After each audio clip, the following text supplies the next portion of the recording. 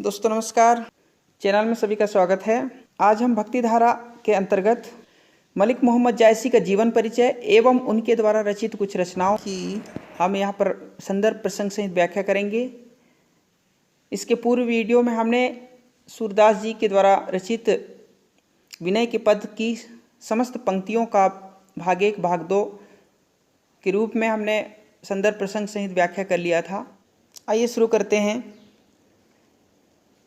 मलिक मोहम्मद जायसी का जन्म 1492 ईस्वी में जायस नामक ग्राम में माना जाता है। वैसे इनके जन्म स्थान और जन्म तिथि के बारे में सभी विद्वानों का एक मत नहीं है।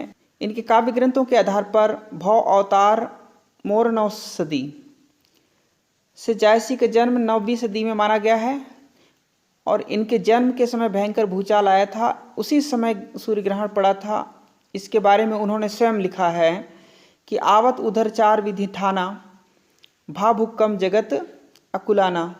कुछ विद्वान इनका जन्म रायबरेली के पास जायस नगर तथा कुछ अन्य विद्वान इनका जन्म स्थान गाजीपुर मानते हैं। जायसी ने स्वयं भी जायस नगर मोर अस्थानु नगरक गांव आदि उद्यानु स्वीकार किया है। जायसी के पिता का नाम मलिक मोहम्मद राजे अशरफ था। इनके माता पिता कंचाने मोहल्ले में रहते थे। माता पिता की मृत्यु बचपन में ही हो जाने के कारण ये साधु और फकीरों के साथ रहने लगे।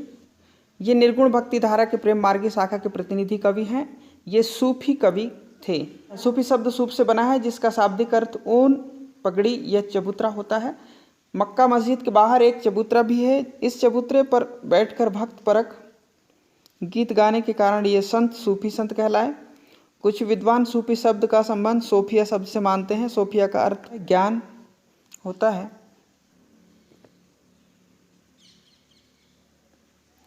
जायसी ने अपने 2 गुरुओं का उल्लेख किया है, एक सैयद अशरफ और दूसरे शेख मोहिउद्दीन। सूफी फकीरों के अलावा जायसी ने कई साधुओं के सत्संग का भी लाभ उठाया है। जायसी के 3 ग्रंथ मिलते हैं, पद्मावत, अखरावट और आखिरी कलाम। पद्मावत में रत्नसेन और पद्मावती के अलौकिक प्रेम कथा का वर्णन किया गया है, चित्रण किया गया है। अखरावट में देवनागरी वर्णमाला के एक एक वर्ण या अक्षर को लेकर सैद्धांतिक बातें कही गई हैं। और आखिरी कलाम कयामत का वर्णन है इसमें, ठीक है। इसमें हजरत मोहम्मद साहब के महत्व का प्रतिपादन भी किया गया है, आपको ध्यान रखना है। इनमें अत्यंत चर्चित जो रचना है वह है पद्मावत।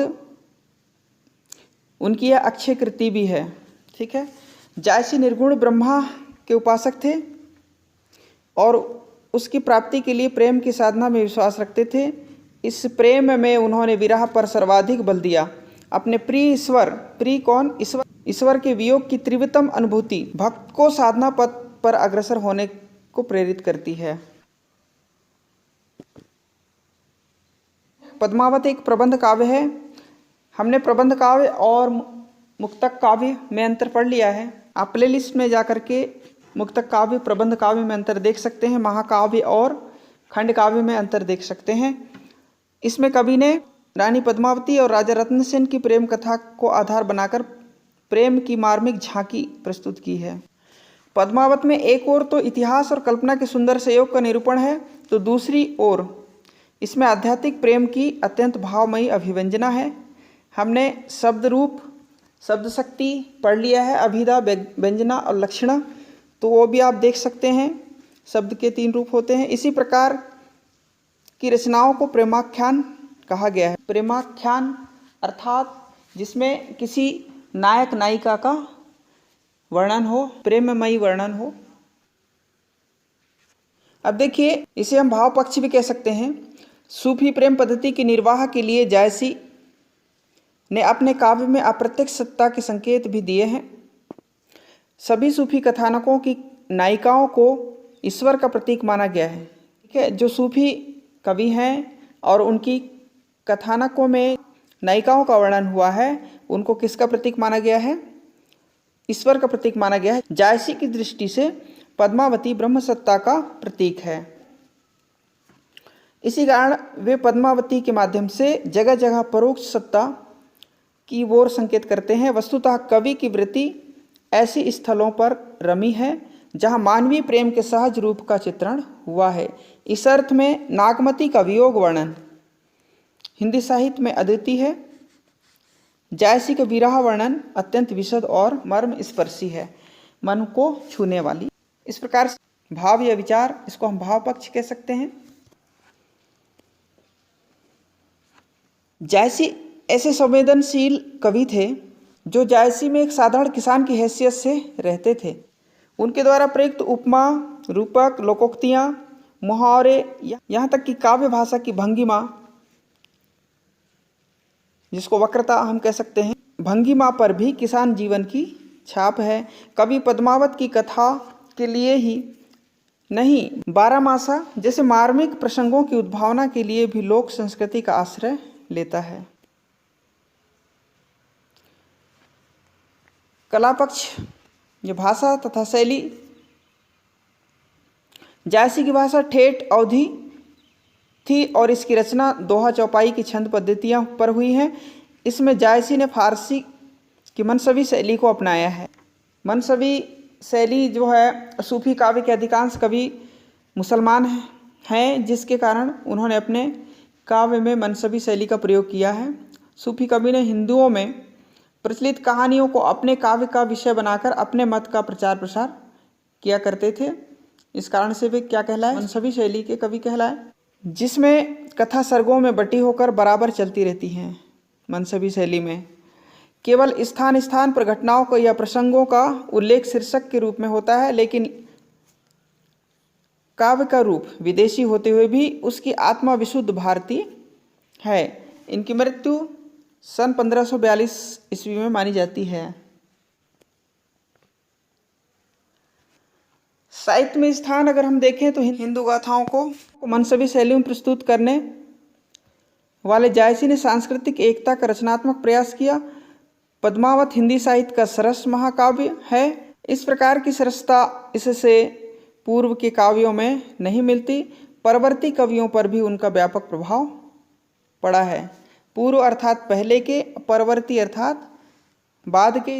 पूर्व को हम पूर्ववर्ती भी कह सकते हैं। इस प्रकार हिंदी साहित्य में मलिक मोहम्मद जायसी का महत्वपूर्ण स्थान है। ये था उनका जीवन परिचय।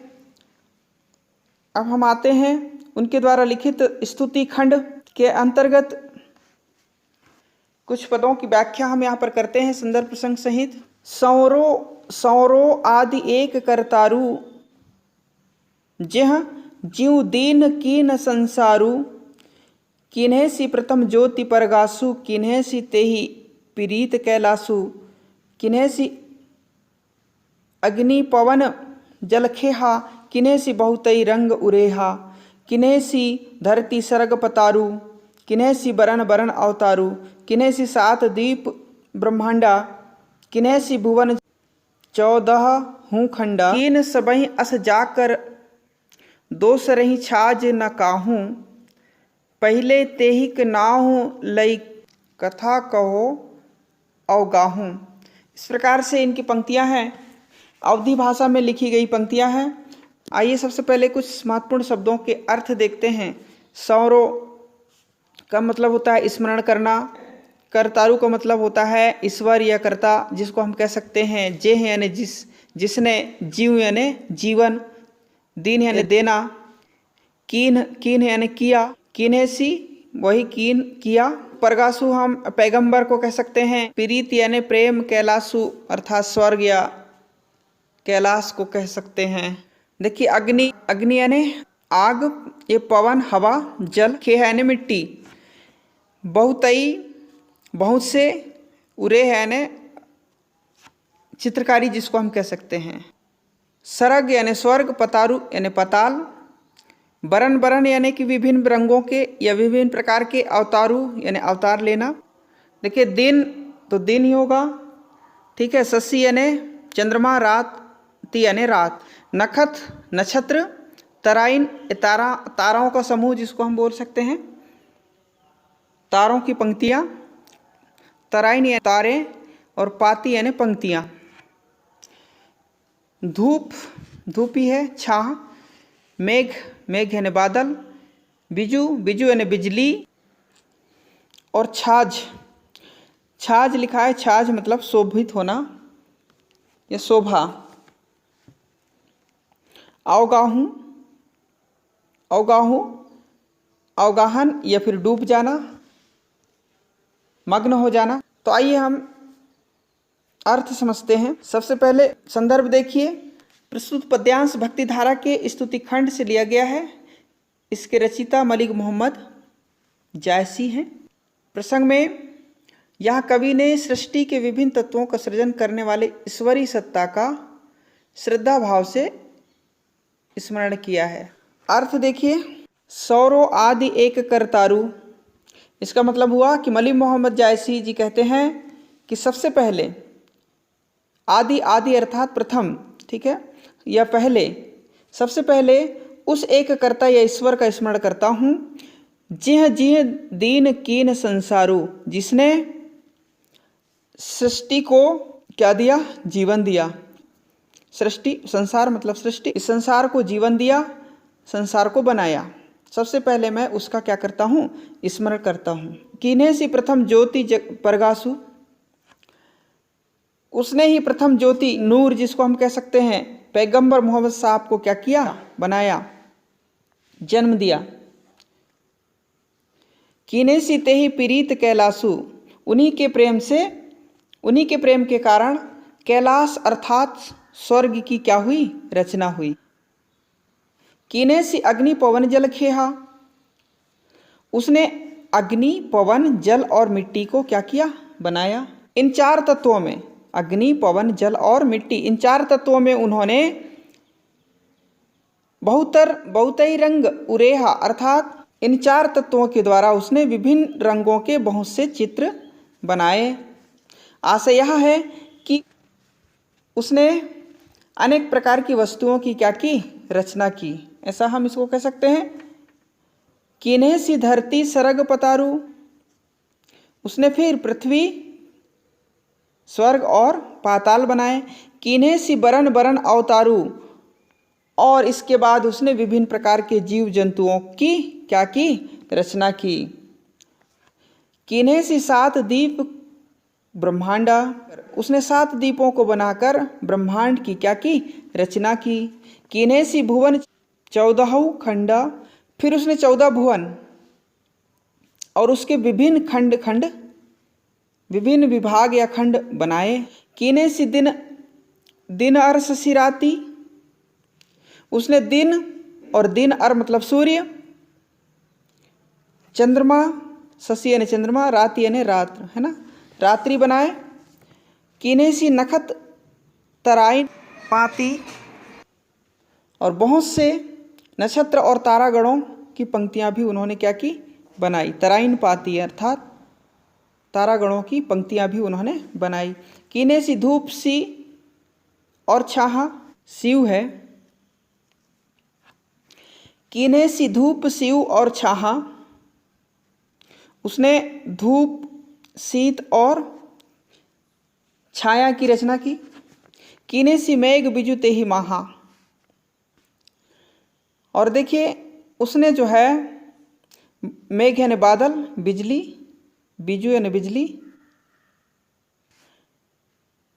माह अर्थात मध्य में, उसने बादलों तथा उनके मध्य में क्या पैदा की? बिजली पैदा की। बादलों के मध्य में क्या पैदा की? बिजली पैदा की। इस प्रकार से इन पंक्तियों का भावार्थ हम समझ सकते हैं। आगे देखिए, कीन सबई अस जाकर दोष रही छाज न काहूं, ठीक है। इसका मतलब हुआ कि जिस ईश्वर ने कीन सबई अस जाकर, जिस ईश्वर ने इस प्रकार की सुंदर सृष्टि की रचना की, उसकी शोभा, छाज, छाज अर्थात शोभा या सुंदरता, है ना, उसकी शोभा को कोई दूसरा नहीं पा सकता, है ना। दोष रही छाज न काहू, है ना, उसकी शोभा को कोई दूसरा नहीं पा सकता। इसलिए पहले तेहिक नाव लई कथा कहो अवगाहूं, है ना। इसलिए मलिक मोहम्मद जायसी जी कहते हैं कि इसलिए मैं सबसे पहले उसी का नाम लेकर अर्थात स्मरण करके